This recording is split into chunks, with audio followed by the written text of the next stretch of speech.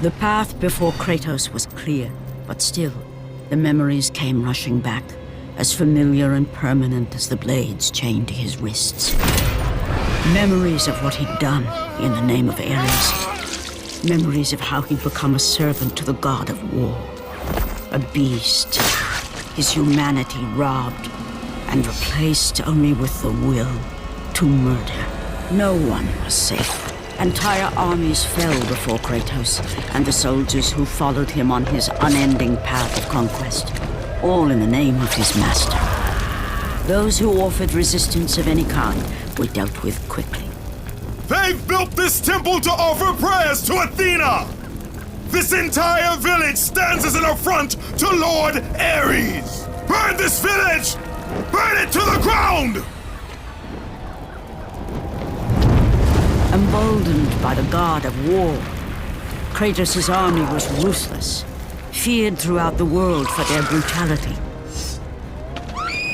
All that mattered was conquest in the name of Kratos, their great leader, who had become near invincible. He feared nothing. But there was something about this temple, something forbidden.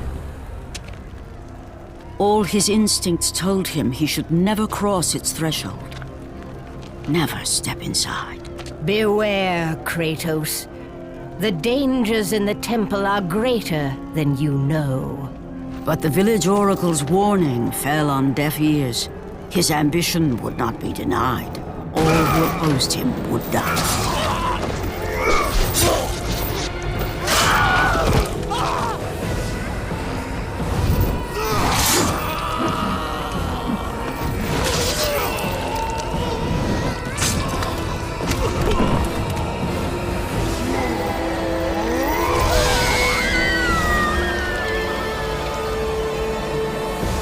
In that instant, the glory he had reveled in turned to horror.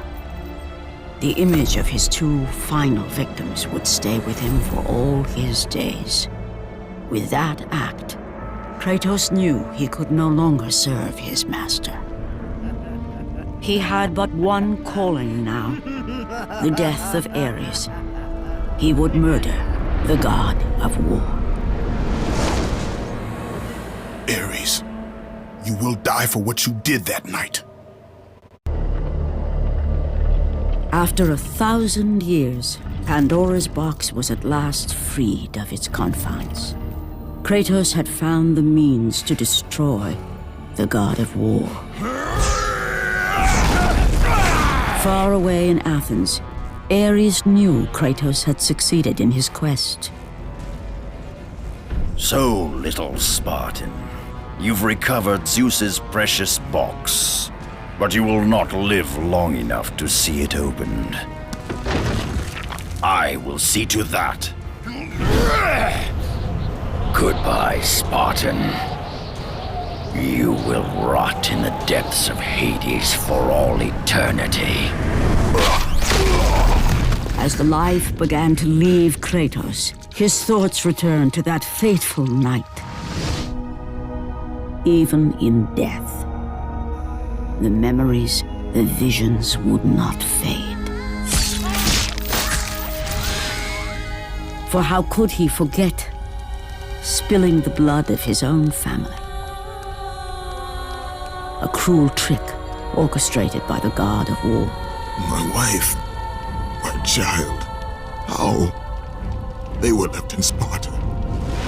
You are becoming all I'd hoped you'd be, Kratos. Now, with your wife and child dead, nothing will hold you back. You'll become even stronger. You will become death itself. But as the flames consumed the temple, Kratos realized his true enemy was the god who once saved his life. The same god who had now taken everything from him. Ares! From this night forward, the mark of your terrible deed will be visible to all. The ashes of your wife and child will remain fastened to your skin, never to be removed. And with that curse, All would know him for the beast he had become, his skin white with the ash of his dead family. The ghost of Sparta had been born. In the end, in death, he had failed. As the minions of Ares claimed Pandora's box, Kratos' life faded, and his cursed soul was cast into the fires of Hades.